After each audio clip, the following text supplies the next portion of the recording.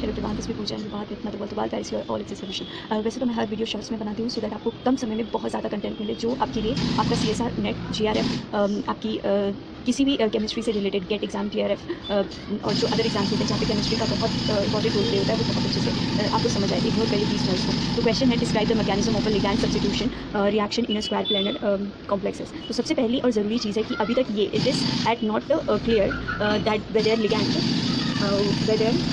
ligand substitution reaction in a square planar complexes take place by SN1। SN1 हमेशा SN1 में होगा या SN2। अब ज़रूरी चीज़ आप याद रखिए SN1 क्या होता है और SN2 को हम लोग हमेशा बोलते हैं डिसोसिएटिव, ठीक है, डिसोसिएटिव। SN2 डिसोसिएटिव, ठीक है। सेकेंड हम बोलते हैं D बोलते हैं डिसोसिएटिव और SN1 आपको याद ही रहे। एक चीज़ याद रहा SN1 फर्स्ट डिसोसिएटिव और SN2 जो होता है एसोसिएटिव होता है SN2। पर सबसे ज़रूरी चीज़ है सेकंड पॉइंट आपको पता रहना चाहिए but it is concluded that the ligand substitution reaction in a square planar complexes take place by SN2। SN2 मतलब क्या होता है? 2 मतलब associative alphabets associative mechanism. Third important क्यों ऐसा होगा? स्क्वायर प्लेनर कॉम्प्लेक्सेस जो होते हैं are formed with the metal ion having the 8 electrons in its d orbital. The complexes formed by platinum.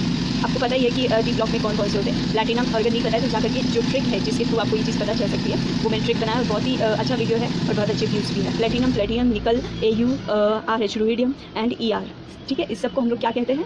These all are called as spin paired complexes. All their complexes generally undergo biomolecular substitution SN2 को हम लोग क्या बोलते हैं? Associative. तो इस associative reaction अब ये सारे जो आपके कौन कौन से हैं?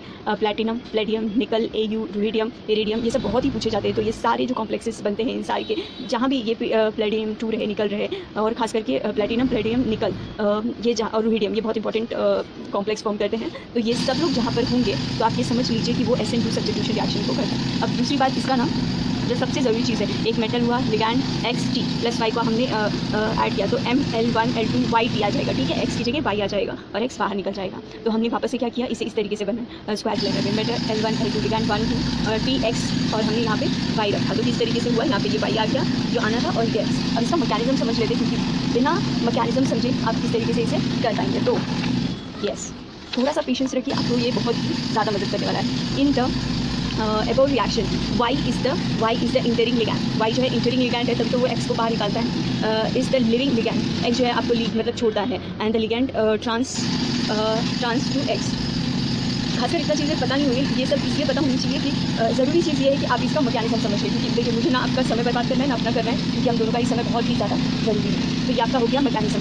इन actual practice it has been found solvent S replaces X in a slow step to form metal ligand 1 2 and TS and the subsequently replaced by the Y in the rapid process। मतलब fast process में आपका actual process है X यहाँ से जाएगा तो Y slow होगा उस समय पे और फास्ट जब हम लोग करेंगे तो ये कुछ इस तरीके से आएगा। वैसे ये सबसे ज़रूरी होता है जब आपका MSc का सेमेस्टर चल रहा होता है, उसमें ये इंपॉर्टेंट क्वेश्चन आते हैं। बट अगर CSR नेट GRF की बात करें, गेट की बात करें तो वहाँ सबसे ज़रूरी सिर्फ आपको ये चीज़ समझ लेना। So that's all in this video. Thank you very much.